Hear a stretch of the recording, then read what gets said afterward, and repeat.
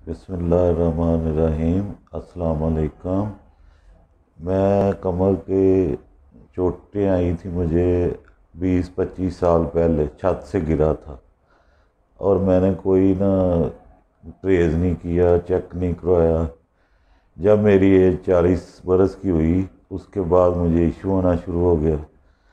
वो बहुत सी जगह से मैंने ट्रीटमेंट करवाई, डॉक्टर, हॉस्पिटल, ये वो बहुत ज़्यादा जगह से, लेकिन अल्लाह के फ़ज़ल से अब मैं डॉक्टर साहब के पास आया हूँ और इधर अल्लाह ने मुझे ना काफ़ी शिफा दी है।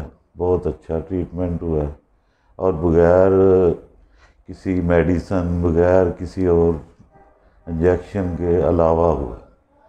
और आप इधर एक दफ़ा आएँ, ज़रूर विज़िट करें। इंशाअल्लाह अल्लाह ताला आपको बेहतर सेहत अता फरमाए। आमीन।